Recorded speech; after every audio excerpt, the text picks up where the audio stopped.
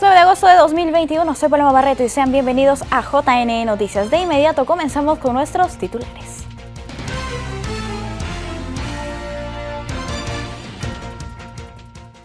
Pleno del JNE llevó a cabo más de 50 audiencias públicas virtuales en materia electoral en lo que va del año. OMPE instalará 6 oficinas descentralizadas para consulta popular de revocatoria. 14 organizaciones políticas representaron al Perú ante el Parlamento andino en 4 periodos de mandato.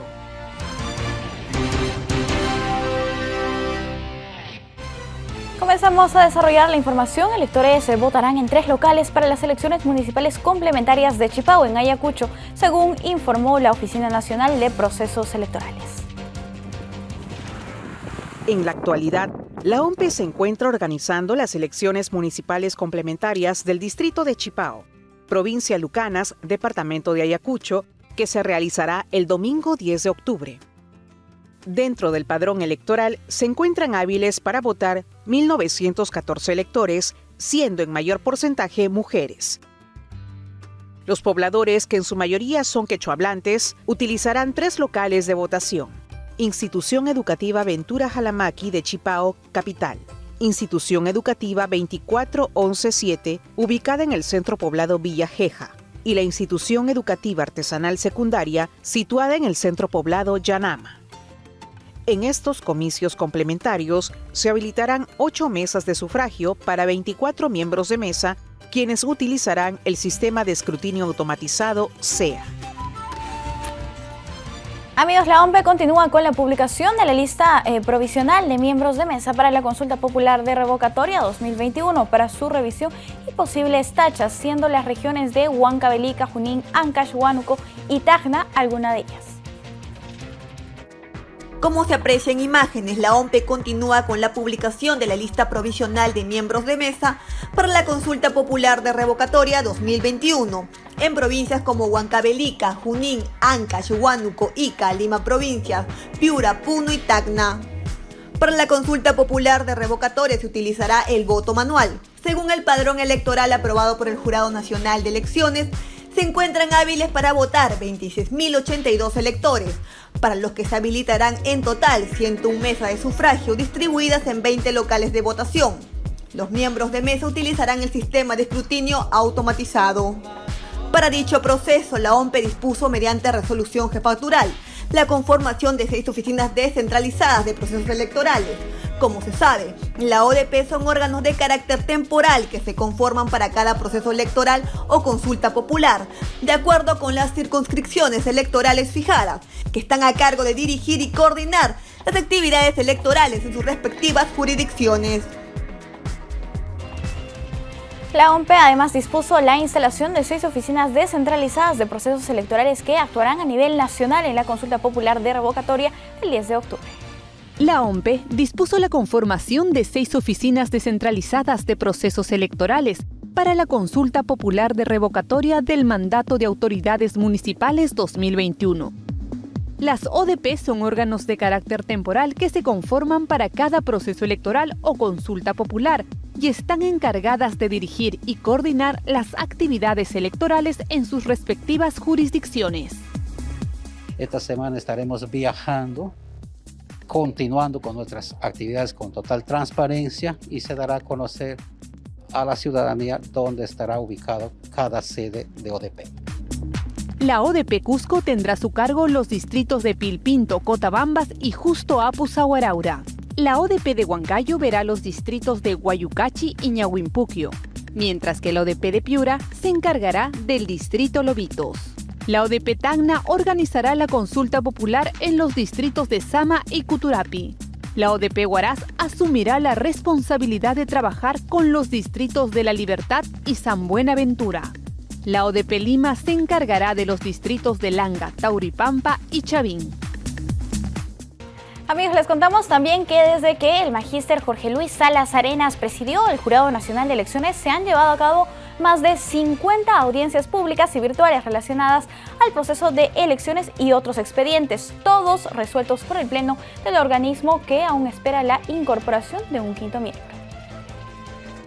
El Pleno del JNE, presidido por Jorge Luis Salas Arenas, ha desarrollado a la fecha 53 audiencias públicas relacionadas a diferentes procesos, entre las que se destacan las elecciones generales y suspensión y vacancia de autoridades ediles.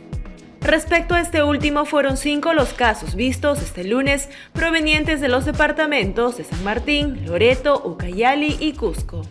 De acuerdo a la Ley Orgánica de Municipalidades y a la Ley Orgánica de Gobiernos Regionales, estos procedimientos puede ejercerlo cualquier ciudadano de la jurisdicción cuando encuentra una causal establecida en la ley en la que la autoridad que pretende ser vacada o suspendida ha incurrido. Entonces, el procedimiento inicia en los respectivos gobiernos municipales o regionales. A fin de continuar impartiendo justicia electoral, el Supremo Organismo se adaptó al contexto de la pandemia y desarrolló las audiencias de forma virtual. Todos los casos vistos fueron resueltos a cabalidad, pese a la ausencia de un quinto miembro en el Pleno del JNE. La importancia de que este colegiado esté integrado por los 5 miembros es precisamente para que los expedientes puedan ser revisados con una visión amplia por todos los magistrados que lo integran.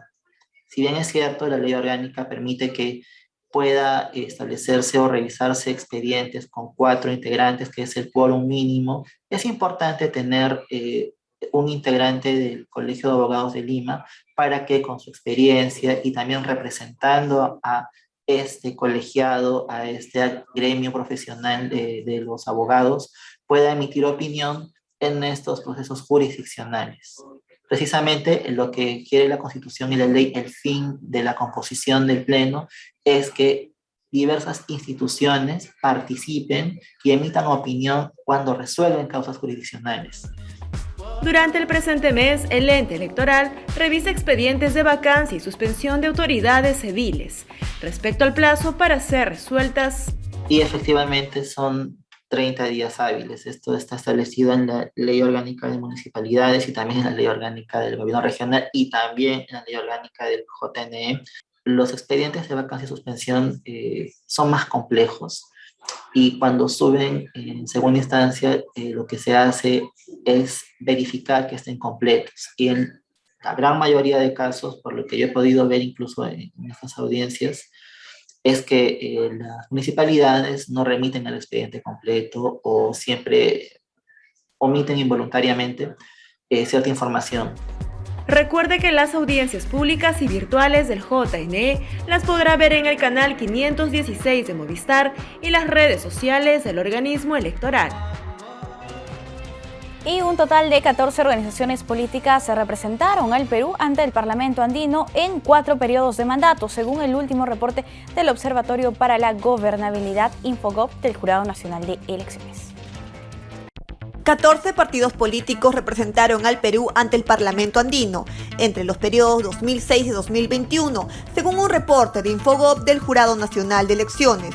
Dicho informe alude al grado de instrucción de los representantes correspondientes al periodo 2021. Entre los 5 titulares y 10 suplentes, señala que un 60% de ellos cuenta con posgrado, 26.67% con nivel universitario, 6.67% con estudios técnicos y una cifra similar con básicos. De otro lado, en cuanto a las parlamentarias electas entre el 2006 y 2021, se indica que los números alcanzados por las mismas sigue siendo el mismo. Es así que en los comicios del 2006 se alcanzó la mayor cifra de solo 2 representantes mujeres. El 2011 descendió a 1, el 2016 se redujo a 0 y el 2021 nuevamente se cuenta con una sola. De este modo, el Jurado Nacional de Elecciones, a través de Infogov, pone a disposición de la ciudadanía y el público especializado el presente reporte, elaborado en base a los resultados de la elección de representantes peruanos ante el Parlamento andino, publicados por la Oficina Nacional de Procesos Electorales. Bien, vamos a cambiar el ángulo de la información para contarles que el Colegio de Abogados de Lima suspende la elección de su representante ante el Jurado Nacional de Elecciones, que estaba prevista para el 25 de agosto. Suspensión se debe a la falta de actualización y verificación para realizar el voto electrónico. Veamos. El Colegio de Abogados de Lima suspendió la elección de su representante ante el Jurado Nacional de Elecciones, que se iba a realizar el próximo miércoles 25 de agosto. El comité electoral de dicho gremio, a través de un comunicado, informó que al no haber actualizado y verificado su correo electrónico, la mayoría de agremiados para la realización del voto electrónico no presencial se suspenden los comicios. El comité electoral acordó en mayoría variar la modalidad de la elección presencial con la finalidad que participen la mayoría de los agremiados, indicó en el documento. Finalmente, el comité anunció que la nueva fecha y lugar de la votación se dará a conocer en forma oportuna. Cabe indicar que el puesto del CAL en el pleno del JNE venció el 5 de julio del 2020 y desde esa fecha se encuentra vacante. Amigos, el Pleno del Jurado Nacional de Elecciones sigue compuesto por 4 miembros. Al respecto, el presidente de nuestra institución, Jorge Luis Salas Arenas, lamentó la decisión del Colegio de Abogados de Lima al cancelar la elección de su representante que permitiría complementar dicho pleno. Vamos a escuchar sus declaraciones. Lamentando que el Colegio de Abogados de Lima no pueda concretar la elección del 5º miembro con el cual estaría el pleno completo. Este es un asunto ajeno al Jurado Nacional de Elecciones y a su presidente sobre todo. Me veo en la necesidad de hacer presente esta situación porque algunos caballeros, miembros del Congreso, creen que el presidente del Jurado Nacional de Elecciones está maniobrando para que no se nombre al 5º miembro y no tienen, lamentablemente, la prudencia de averiguar primero qué dice la Constitución sobre el particular. Bueno, somos 4 sus integrantes y los 4 estamos aquí reunidos. Esta audiencia está convocada para atender el día de hoy 5 causas que no son propiamente del proceso electoral, ¿no? Son las 10:24 y vamos a dar inicio a la primera. Sírvase usted. Bien, estas fueron las declaraciones que dio el presidente del Jurado Nacional de Elecciones antes de iniciar con la audiencia el día de hoy. Vamos a contarles también que en el marco del Día Internacional de los Pueblos Indígenas, que se celebra hoy, el 9 de agosto de cada año, el Registro Nacional de Identificación y Estado Civil, por medio de su política social orientada a la gestión intercultural en el Registro Civil Bilingüe e Inclusión Social desde el 2014, ha inscrito más de 202.000 actas en lenguas originarias a escala nacional. Este es un modelo de prestación de servicio registral diseñado para que las poblaciones originarias del Perú puedan interactuar con el Estado en igualdad de condiciones. Ha permitido registrar además actas de nacimiento, matrimonio y defunción en 2 idiomas, castellano y una lengua originaria, contribuyendo no solo con el ejercicio de sus derechos lingüísticos, sino además con la preservación y revitalización de su lengua materna. Entre el presente año y el 2023, el RENIEC prevé habilitar 500 oficinas registrales más que brinden este servicio.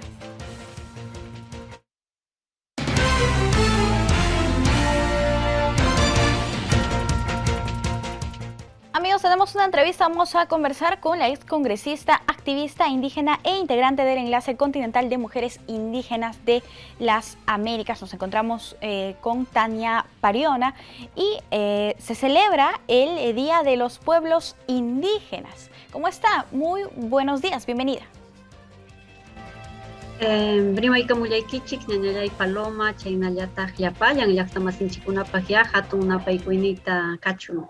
Buenas tardes, hola Paloma, un saludo especial a toda la población que nos escucha, nos ve a través del canal del Jurado Nacional de Elecciones. Muchísimas gracias por acompañarnos aquí en JNE Noticias. Por favor, hablemos de la cantidad de pueblos indígenas que existen en el Perú y por qué es importante que estos estén debidamente representados en los cargos de elección popular y también en los cargos de toma de decisiones en nuestro país. En nuestro país habemos 55 pueblos indígenas reconocidos, tanto andinos como amazónicos. Nuestra representación política tiene que ver con los derechos políticos que nos corresponde a los pueblos, a los ciudadanos, que tenemos una identidad cultural diversa.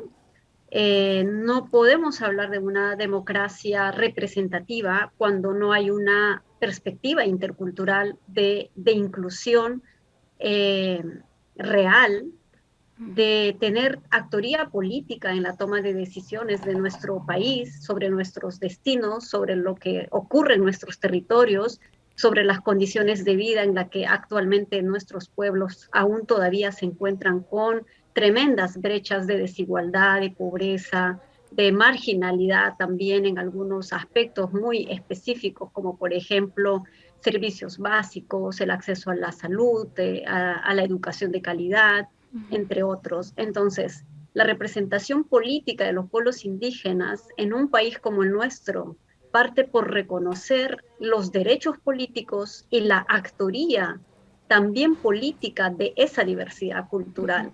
Muchas veces se nos ha visto como ciudadanos sin derechos o ciudadanos con limitados derechos o solamente con aquello que entendemos por cultura, ¿no? Lo exótico, lo colorido, la música, la artesanía, y resalta esta cultura como, digamos, como una atracción, ¿no? Para el desarrollo turístico. Si bien hoy por hoy se reconoce esta diversidad cultural y también como generadora de economía para nuestro país, para los pueblos, pero esta no puede estar divorciada de aquellos derechos que también se nos asiste y tenemos esa facultad, dado que por muchísimas décadas, y creo que ahora además es resaltante hablar después de 200 años de república de nuestro país, que estas asimetrías de poder lamentablemente han golpeado muchísimo a nuestro pueblo, porque se nos ha tratado como ciudadanos de segunda clase, tercera clase, y creemos que la representación política es tan válida como la igualdad de derechos que tenemos todos los ciudadanos y ciudadanas peruanos. Definitivamente. ¿no? Aquí me gustaría apuntar que en el último censo nacional del año 2017, el 26% de la población peruana se identifica como parte de algunos de estos 55 pueblos indígenas u originarios existentes en nuestro país. Y también me gustaría resaltar que para las elecciones, las últimas elecciones que hemos tenido en el país para las candidaturas congresales en el año 2021, solamente se han presentado un 27% de candidaturas. ¿Cuántas obtuvieron representación? Seguramente muy pocas o ninguna. En ese sentido, es importante trabajar en la legislación, en aquellas políticas que les brinden garantías o les den la oportunidad de tener representación en el país para la toma de decisiones importantes, como lo menciona la señora Pariona. Vamos a revisar un poco de las políticas o normas que se han avanzado hasta el momento. ¿Cuáles son? A ver, lo que tenemos vigente a la fecha es la cuota del 15% para elecciones de gobierno regional local. La aplicación de esta cuota ha sido, digamos, relativamente positiva para la presencia de indígenas en los consejos regionales, en algunos casos en la ocupación de los cargos municipales, pero sobre todo consejerías regionales, al cual directamente aplica la cuota. Sin embargo, lo que se ha observado, y creo que eso podemos constatarlo también con data estadística, que si bien hay una participación al momento de postular, ¿no?, de indígenas que cubren esta cuota indígena, la ubicación es poco expectante para resultar elegido, tanto para hombres y mujeres indígenas. ¿Qué es lo que ocurre? Muchas veces los partidos políticos, solo por el cumplimiento de esta medida, que de algún modo es una medida administrativa, no consideran a los indígenas, digamos, en una ubicación de primer o segundo o hasta tercer lugar, que podrían ser posibilidades de salir realmente electos. Es decir, los ubican como para rellenar la lista o para cumplir la cuota. Y eso tiene que ver con entender justamente la igualdad sustantiva que deberíamos aplicar cuando se implementa la cuota. Nosotros, junto con el Jurado Nacional de Elecciones y las organizaciones indígenas, presentamos en el periodo congresal 2016-2019 una iniciativa de ley que lo que planteaba era una aplicación de la cifra repartidora diferenciada para los postulantes indígenas a cargos de consejería regional, que en definitiva podría como equiparar o equilibrar aquello que en este momento no significa como efectividad de la cuota. Es decir, esta cifra repartidora podría aplicarse a todos los postulantes indígenas, digamos, como la competencia entre indígenas, ¿verdad? Y no como lo que se aplica actualmente. Pero esta no ha progresado, es más, fue archivada en la Comisión de Constitución porque, bueno, en ese momento los congresistas no entendían la dimensión real del problema o es que no había simplemente voluntad de aprobar las cuotas, como en algún momento se precisó por alguna de las bancadas políticas, que las cuotas no eran efectivas, que las cuotas no tenían utilidad. Yo creo que no se trata de eso porque son igual medidas de acción afirmativa que si se aplica bien, que si se tiene procedimientos de igualdad, yo creo que podrían ser efectivas, pero en este momento creo que tiene muchas barreras todavía por superar. Esto a nivel regional, sin embargo, en el Legislativo Nacional también se han presentado una serie de propuestas desde el Frente Amplio en su momento y también en el Código Electoral que ha presentado el Jurado Nacional de Elecciones en el año 2020, la posibilidad de evaluar o de garantizar la participación de estos pueblos indígenas a través de escaños, ¿no? Otorgarles cierta cantidad de escaños para que ellos realmente se encuentren representados en el Congreso. Sí, así es. Para la representación en el Parlamento, nosotros planteamos una propuesta de ley en base justamente al último censo de población del 2017, en la que queda demostrado que el 26% de la población se autoadscribe, se define como parte de un pueblo originario. De acuerdo a digamos, a este resultado, lo que se ha planteado es escaños definidos para la representación política de los pueblos indígenas a partir de la creación de los distritos electorales indígenas. Nosotros planteábamos 32 escaños. Esto fue, por supuesto, bastante criticado en su momento por algunos parlamentarios que escucharon, que se enteraron de esta iniciativa y decían, pero ¿por qué 32? Es una locura, o sea, tendríamos que quitarle 32 asientos a otras regiones. Y bueno, se hablaba de una reforma electoral en donde podría, digamos, darse la posibilidad de crear, tal vez no 32, pero por lo menos 10, 15 escaños podría ser un avance. Realmente ha sido lamentable y sigue siendo aún un tema pendiente y una deuda con los pueblos indígenas en nuestro país. Y la Comisión Tuesta presentó dentro del paquete de reforma político electoral la propuesta de asignarle un escaño a los pueblos indígenas. Y en su momento eran 2 escaños para peruanos en el exterior. Mi observación en ese momento fue, ¿cuál era el argumento para para dar solo un escaño a los pueblos indígenas, ¿no? Sabiendo además que el censo revelaba un 26% de población indígena. Claro. O sea, estamos hablando de por lo menos, 5 o 6 millones de peruanos que son parte de los pueblos originarios andinos y amazónicos en nuestro país y que tienen, digamos, derechos políticos también de estar representados en este poder del Estado. Ni el de la Comisión Tuesta ni nuestra propuesta fue admitida en el debate. Se priorizaron otras iniciativas de reforma electoral. Hubo una presión que también se desarrolló junto con las organizaciones indígenas, pero nuevamente, o sea, la voluntad política, entender el problema de la democracia, más allá de solo, digamos, la presencia numérica o de partidos que normalmente creemos que son los tradicionales y los que les corresponde estar en en el Poder Legislativo, yo creo que no se logra comprender la dimensión real de esa democracia que sea inclusiva, que sea abarcativa a todos los ciudadanos por igualdad.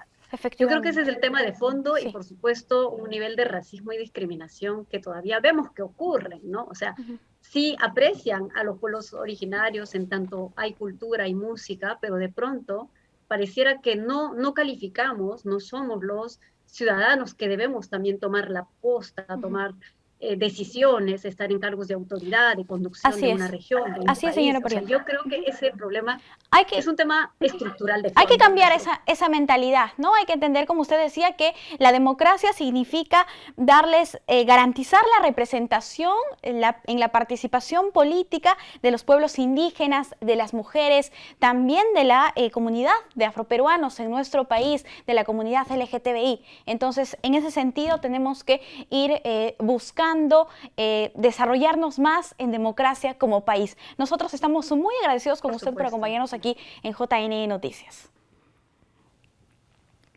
Gracias, Paloma. Cuídese. Por la entrevista y nada.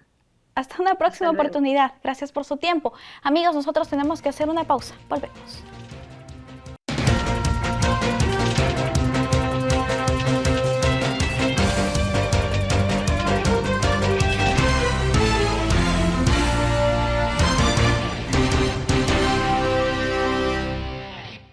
Amigos, estamos de vuelta y atención con esta información porque aquellos ciudadanos que necesitan actualizar su DNI deberán acudir oportunamente a las agencias del RENIEC. El ente registral recuerda que es imprescindible hacerlo antes del cierre del padrón electoral del 2 de octubre correspondiente a las elecciones regionales y municipales. De acuerdo al cronograma electoral, este 2 de octubre el RENIEC cerrará el padrón de electores de las elecciones regionales y municipales del 2022. Es por ello que el ente registral viene depurando aquellas inscripciones de titulares que, pese a haber cumplido la mayoría de edad, no cambiaron el DNI amarillo por el azul o electrónico. La entidad llama a los ciudadanos a realizar el trámite de actualización a tiempo.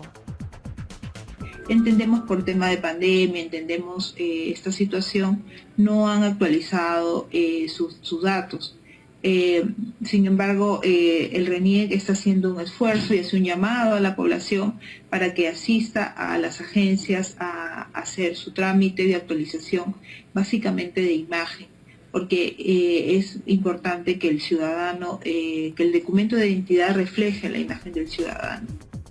En ese sentido, el RENIEC observará 149.000 documentos de identidad por haber perdido validez.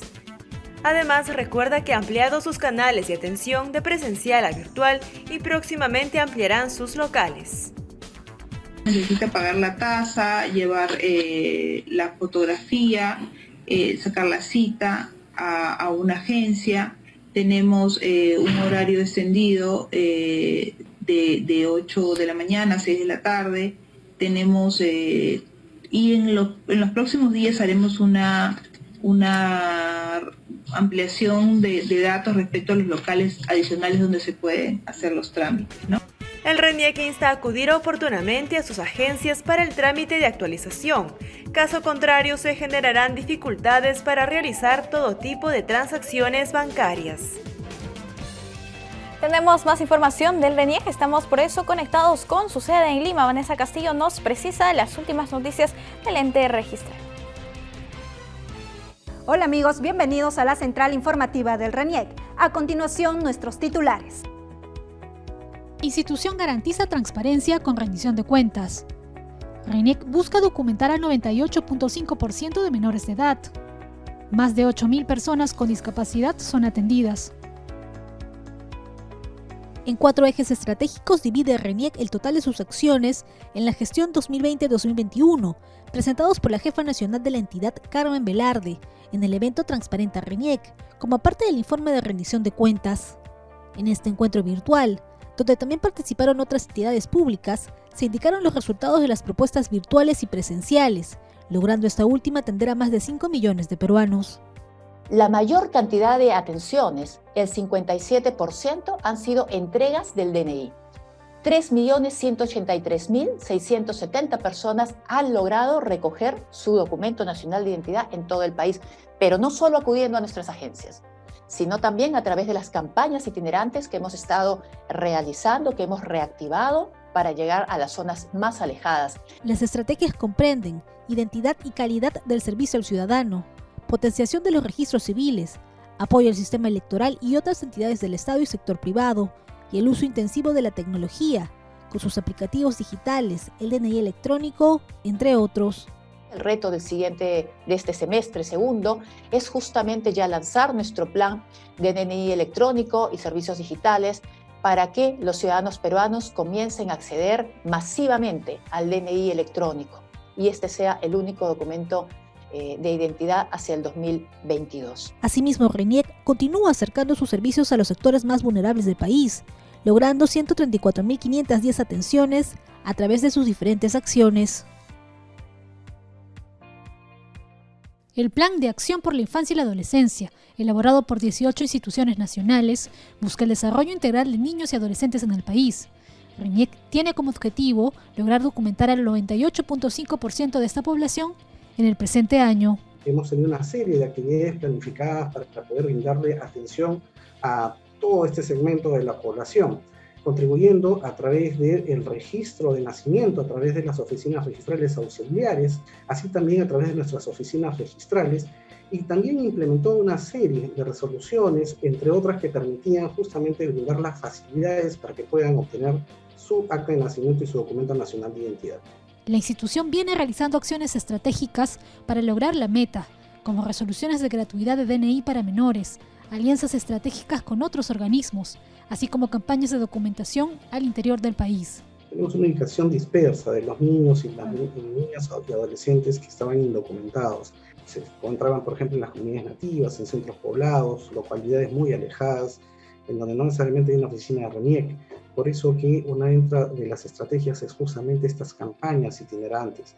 Durante el 2020, los esfuerzos de RENIEC lograron documentar a más de 1 millón de menores de edad de todas las regiones, incentivándose también los registros virtuales. Ella es un ejemplo de lucha, sacrificio y amor por la vida.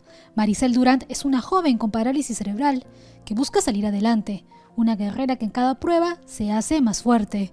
Hasta su domicilio en Villa María del Triunfo llegó RENIEC para renovar su DNI como parte de los servicios gratuitos que ofrece la institución a personas con discapacidad. El trámite solicitado era de una renovación de DNI, un cambio de menor a mayor. La acción del registrador fue la toma de las huellas y la captura también de la imagen, ¿no?, que es la fotografía. Una iniciativa que fue reconocida por sus familiares, pues permite una rápida atención sin traslados o costo alguno. A la fecha, han sido atendidas 8.255 personas discapacitadas bajo esta modalidad. Me parece un excelente servicio, porque en mi caso, por ejemplo, yo no la podría llevar a mi hijita, ¿no?, a la RENIEC porque ahí se expone a que, ¿no?, la contagio, más que estos niños tienen sus defensas bajas, entonces corre ese riesgo, ¿no?, que se contagie. Tenga en cuenta que si tiene o conoce algún caso similar que necesita de esta atención personalizada, puede solicitarla por la mesa de partes virtual de RENIEC, citas especiales o a través del registro de personas indocumentadas si ésta no cuenta con DNI. Y la agencia de noticias Andina nos comparte ahora las 5 noticias oficiales más importantes del día. Bienvenidos, desde la agencia de noticias Andina, estas son las 5 noticias del día. El ministro de Economía y Finanzas, Pedro Franque, reveló que el gobierno alista nueva ayuda económica para apoyar a las familias más necesitadas ante el impacto de la pandemia y el alza temporal de los precios por factores externos. Explicó que esta medida de transferencia monetaria se está ajustando y no va a ser igual a los bonos anteriores. El ministro Franque también señaló que se mantiene la proyección de crecimiento de la economía peruana en 10% para el presente año, debido a la reactivación que se viene mostrando en los diferentes sectores. Mencionó que las proyecciones de la inversión privada de grandes obras, así como en el sector minero, avanzan a buen ritmo. Atención, porque hoy se inicia la vacunación contra el COVID-19 a adolescentes de 12 a 17 años con trasplante de órgano. Este grupo poblacional vulnerable tendrá como punto de vacunación el Parque de la Exposición, ubicado en Lima Metropolitana. Debido a su condición de salud, los menores con trasplante de órgano tienen prioridad en la vacunación contra el COVID-19. La cuarta vacunatón contra el COVID-19 desarrollada en Lima Metropolitana y 8 regiones del país superó la meta trazada, alcanzando las 735.294 dosis aplicadas. De la cifra total mencionada, en Lima Metropolitana y Callao se vacunó a 400.529 personas y en las regiones la cifra alcanzó los 334.765. Esta semana continúa el descenso de la temperatura nocturna en la sierra con valores de hasta 16 grados Celsius, mientras que en la selva se incrementa durante el día con valores de 35 grados Celsius. Senami advierte que se producirán oleajes ligeros a moderados en todo el litoral y que se incrementará la velocidad del viento en la Sierra Norte. Para mayor información, no se olviden de visitar andina.p.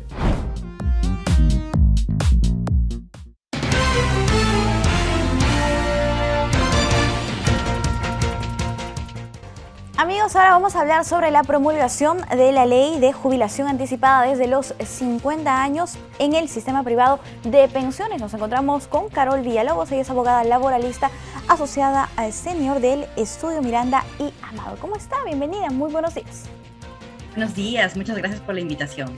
Le doy las gracias por acompañarnos. Coméntenos, por favor, cómo es que se promulga esta ley de jubilación anticipada, cuál ha sido el procedimiento que ha pasado en el Congreso de la República y finalmente aprobada por insistencia.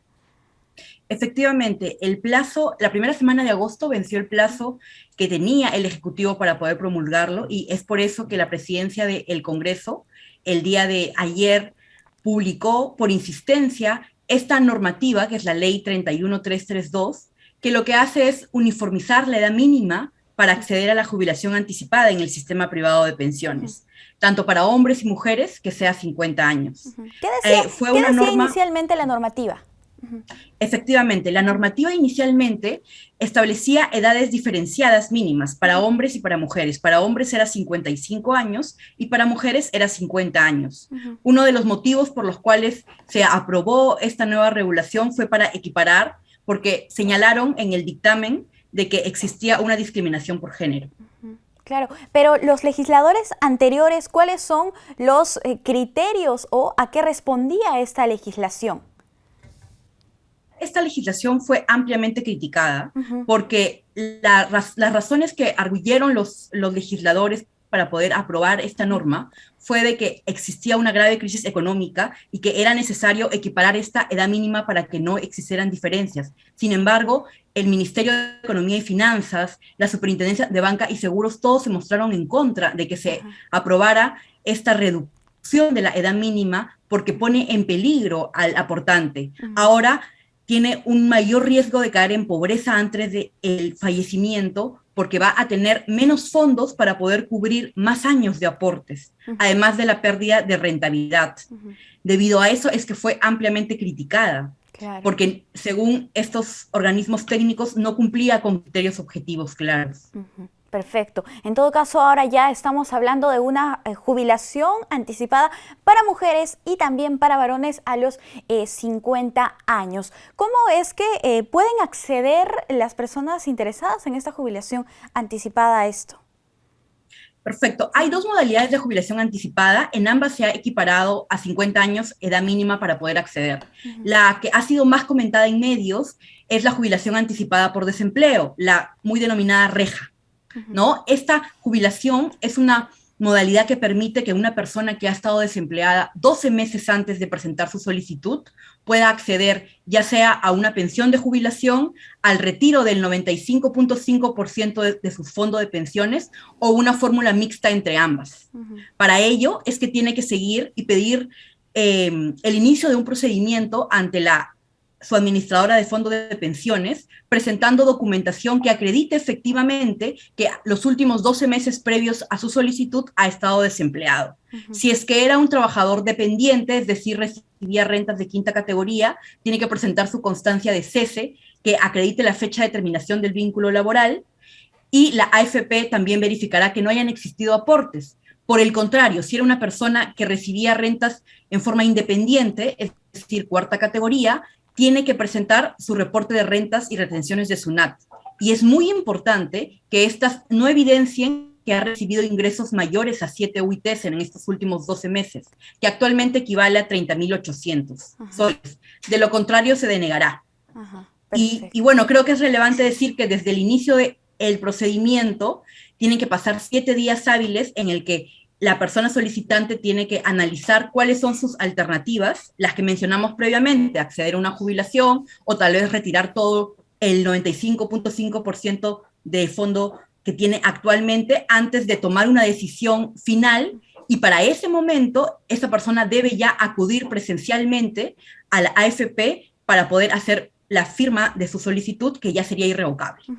Para la implementación de esta nueva ley, ¿es necesaria la reglamentación o ya se aplicará a la que se tiene respecto a las mujeres? Bueno, en realidad la misma norma ha establecido de que existe un plazo de 30 días para que la Superintendencia de Banca y Seguros establezca el procedimiento operativo que corresponda. Ya existía. En la medida que solamente se ha modificado el requisito mínimo de edad, a la fecha ya existe un procedimiento para poder, por ejemplo, solicitar la jubilación anticipada por desempleo, la reja. Creo que este procedimiento operativo, si es que la SBS lo podrá precisar, pero en realidad la mayor parte ya está legislado. Bien, perfecto. ¿Cómo se calculará la pensión mensual para estas personas que desean acogerse a la jubilación anticipada? Bueno, en realidad el cálculo de la jubilación es una proyección que realiza la AFP y depende mucho de qué decisión tomó la persona cuando decidió jubilarse. Yo tengo la primera alternativa, que es optar por una pensión, y hay distintas modalidades. Puedo, por decir alguna, una renta programada, es decir, pactar ciertas cuotas con la AFP, o puedo también, por ejemplo, por un cierto tiempo, establecer un monto y posteriormente el retiro, ¿no? Hay diferentes modalidades y en realidad depende de la decisión del afiliado en su momento, aunque tengo que decir que en un gran porcentaje de estos afiliados optan por retirar incluso hasta el 95.5% de sus fondos, siempre que el restante va a salud para que tengan prestaciones de salud. Y esa es otra de las problemáticas que también mencionaron los organismos técnicos, porque existe un riesgo de cómo va a manejar los afiliados estos fondos que son retirados en su integridad. Claro. En todo caso, no todos llegarían a recibir una pensión vitalicia. No, de hecho, por eso es muy importante y la AFP tiene la obligación de hacer una explicación al futuro pensionista sobre qué alternativas tiene para poder acceder a su pensión. La más conocida es la renta vitalicia, que consiste en dar una parte, toda tu pensión a una empresa de seguros que será la encargada de darte hasta tu fallecimiento un monto, pero en realidad hay distintas modalidades precisamente para dar flexibilidad a el afiliado y poder satisfacer en la medida de lo posible sus necesidades. Siempre, por supuesto, hasta que se agote, por ejemplo, el fondo que tiene, ¿no? Si es que opta por, imaginemos, un retiro programado, que es la segunda modalidad más popular después de el retiro íntegro prácticamente del 95.5% del fondo. Perfecto. ¿Y en qué caso se considera un bono de reconocimiento? Correcto. Un bono de reconocimiento es un beneficio que te reconoce el Estado a todos los trabajadores por los aportes que se realizaron cuando estuvieron en el Sistema Nacional de Pensiones, es decir, afiliados a la ONP, antes de que fueran incorporados al sistema privado de pensiones, ¿no? No todos pueden acceder a este bono de reconocimiento. De hecho, hay ciertos requisitos que se deben de cumplir y periodos, y además es muy importante, eso sí, que se tramite oportunamente, porque, por ejemplo, volviendo al caso de la jubilación anticipada, este bono por reconocimiento sí se toma en cuenta como parte del fondo, pero se va a redimir, es decir, se va a pagar recién a los 2 años siguientes de que se que se acoja a esta jubilación anticipada o cuando el afiliado cumpla 65 años, lo que ocurra primero. Perfecto. En todo caso, ya para finalizar, ¿desde qué fecha pueden ir a pedir esta jubilación anticipada los varones de 50 años? Bueno, como comentamos, la norma establece un procedimiento, que la SBS, la Superintendencia de Banca y Seguros, establezca un procedimiento operativo.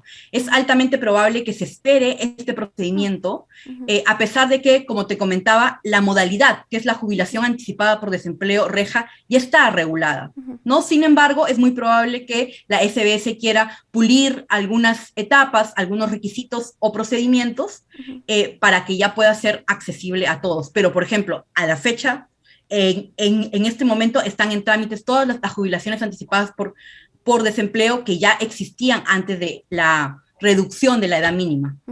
Perfecto, listo. Muchísimas gracias, doctora, por acompañarnos aquí en JN Noticias. Realmente clarísima la información respecto a la jubilación anticipada de 50 años para varones y también para mujeres.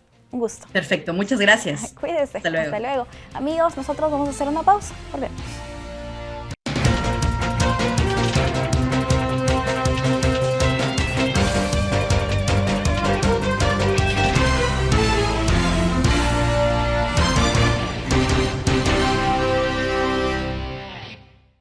Amigos, el Contralor Nelson Schack anunció que este 12 de agosto lanzará en su portal toda la información del proceso de transferencia. Schack también precisó que viene verificando el proceso de designaciones de funcionarios de confianza.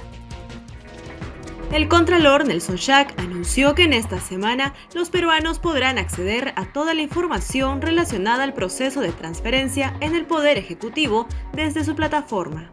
El día 12, ¿no? Está programado lanzar el portal con toda la información del proceso de transferencia.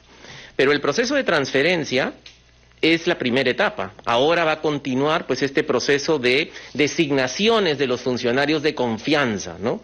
Pero esos funcionarios de confianza, que son cientos en la cadena de todo el Poder Ejecutivo, tienen que cumplir un perfil. Ese perfil, que es lo que le va a permitir mínimamente cumplir con un desempeño aceptable en la función para la cual está siendo designado. Además, indicó que esta será la primera vez en la historia que no solo se tendrá acceso al acta de transferencia, sino a toda la información que consolida este proceso, que involucra a 18 ministerios, más la presidencia del Consejo de Ministros. El Contralor agregó que también se publicará el proceso de transferencia de la mesa directiva del Congreso saliente y la actual. Por otro lado, se refirió a la designación de los puestos de confianza, los cuales considera tienen necesariamente que cumplir con el perfil establecido para asegurar un desempeño aceptable. Porque si no lo hace bien, al final la prestación de los bienes y servicios públicos por la cadena de decisiones que se van a tomar va a salir mal. Y entonces el costo lo va a pagar los ciudadanos, no solamente el Estado, porque toman malas decisiones, sino los ciudadanos. Y por lo tanto, la norma exige que se cumpla el perfil. O sea, el puesto de confianza puede ser una persona con la cual la autoridad tenga confianza, pero tiene que cumplir el perfil. Finalmente, recordó que la función de la Contraloría es precisamente verificar la legalidad del proceso de decisión en la designación de funcionarios. Amigos, el ministro de Salud, Hernando Ceballos, señaló que el país tiene que incrementar la cantidad de personas vacunadas, además de reforzar la capacidad de diagnóstico y el primer nivel de atención para, de esta manera, enfrentar la tercera ola de la pandemia. Acelerar la vacunación y reforzar el diagnóstico y la atención de los pacientes contagiados por COVID-19 son actividades que el Ministerio de Salud está implementando dentro del plan diseñado para enfrentar la tercera ola de la pandemia. Así lo informó el viceministro de Salud, Gustavo Rosell. Tenemos 8 millones de primeras dosis y prácticamente 6 millones de segundas dosis. Eso es decir que tenemos una brecha de 2 millones de personas que han recibido la primera dosis y no han recibido todavía la segunda dosis. ¿Cuántos de ellos ya se pasaron los 21 días? ¿No es cierto? Porque otros recién han recibido la primera dosis, aquí tienen que pasar 21 días para vacunar. Y ahí tenemos 650.000 personas que ya se pasaron los 21 días, pero que todavía están en tiempo de poder recuperarlas. Entonces, señor ministro nos ha encargado en esta semana que viene hacer todo el esfuerzo para recuperar las segundas dosis a nivel nacional. Porque en Lima tenemos una brecha pequeña entre 120.000, pero la mayor brecha está en algunas regiones, y es por eso que estamos mandando equipos desde el Ministerio de Salud y tenemos reuniones. El ministro nos ha encargado reuniones con cada región para establecer las estrategias regionales y locales para poder cerrar esa brecha. Por su parte, el ministro Ceballos puso énfasis en señalar que la tercera ola de la pandemia golpeará con menor dureza si es que se consigue que la mayor cantidad de la población esté vacunada. Por ende, continuará llegando al Perú lotes de vacunas en los subsiguientes meses.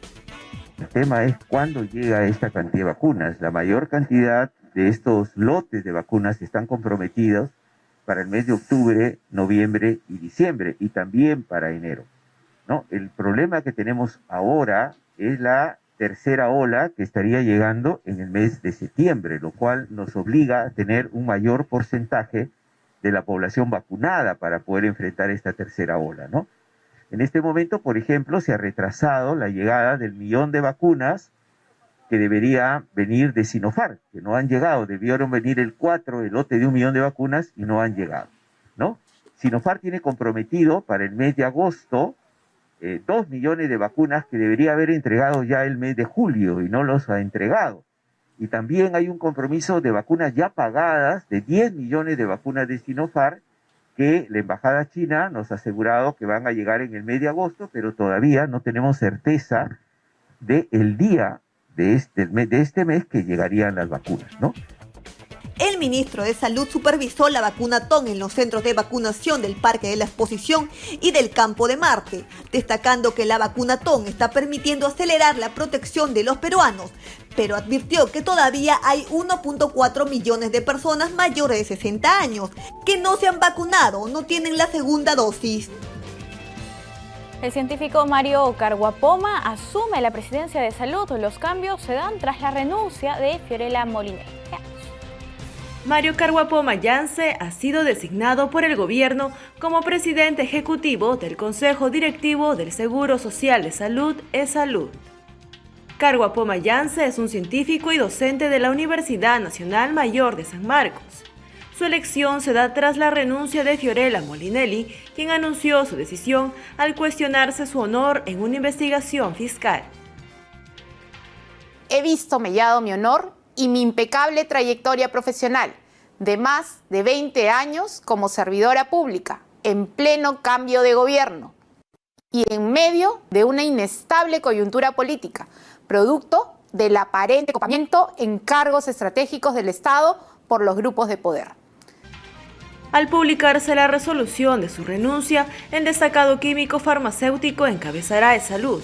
Entre sus logros se hace mención que en el 2010 Carguapoma ganó el premio a la mejor tesis doctoral en ciencias. En el 2016 se hizo merecedor de los premios a la innovación en ciencias y tecnologías farmacéuticas otorgados por la Asociación de Industrias Farmacéuticas Nacionales y también ha recibido el premio Hipólito Unanue en el mismo año. Y nuestro canal aliado TV Cosmos nos reporta una buena noticia. Luego de muchos meses, el Museo Tumbas Reales del Señor de Zipán abrió sus puertas al público con una gran acogida. Luego de 6 meses, uno de los museos más representativos del Ministerio de Cultura en Lambayeque, el Museo Tumbas Reales Señor de Zipán, volvió a abrir sus puertas a turistas nacionales y extranjeros, cumpliendo con los protocolos de bioseguridad ante la COVID-19. Personal que nos permita abrir el museo nuevamente, y es lo que estamos haciendo a partir de ahora, ¿no? A partir de la fecha. Bueno, tenemos un aforo diario de 125 personas en grupos de 5, cada 10 minutos van ingresando. Según informó el director encargado del museo, arqueólogo Edgar Bracamonte Lévano, solo se recibirán visitas que hayan reservado cupo de manera virtual y atenderán los días lunes, miércoles y viernes en el horario de 8:30 a 12:30. Tienen que hacer su reserva obligatoriamente, no pueden venir a la puerta del museo a querer ingresar porque no van a poder encontrar cupo. La reserva se hace en una plataforma del Ministerio de Cultura, una plataforma digital, que el enlace lo van a encontrar en nuestra página de Facebook, en el Facebook oficial del museo. Antes de acceder a la sala se tomará la temperatura a los visitantes, quienes deberán desinfectar sus manos, mantener una distancia de 2 metros y evitar tocar superficies. Lo único que se les pide a los visitantes es el cumplimiento de las normas de seguridad sanitaria. No se saquen las mascarillas al interior del museo cuando tengan que tomarse una fotografía y que no permanezcan mucho tiempo en una sola vitrina tomándose fotos, porque eso generaría problemas al momento de la circulación normal de los turistas, y si vemos los problemas vamos a tener que lamentablemente volver a restringir el ingreso de cámaras. Es que todo depende de la buena conducta de nuestros visitantes, que estamos seguros que va a ser así, ¿no? Por su parte, los usuarios se mostraron totalmente de acuerdo con la apertura del recinto cultural. Así también los comerciantes de artesanía y souvenirs, quienes expresaron su conformidad por esta medida, que ayudará a la reactivación económica. Me parece bien, muy correcto. Han venido de visita mis gemelas y ahorita las he traído acá, segunda vez que vengo al museo. Ay, sí, interesante, porque justo venían mis nietas de Lima y que querían conocer tumbas reales porque ya se van, están de vacaciones. Y agradezco a Dios que me abrieron el museo y con la voluntad de Dios podemos empezar de nuevo a vender algo más que sea para sobrevivir. Amigos, no hay tiempo para más. Muchísimas gracias por acompañarnos en JNE Noticias. Ahora los dejamos con imágenes de nuestros compatriotas en las calles de Bélgica bailando marinera. Permiso.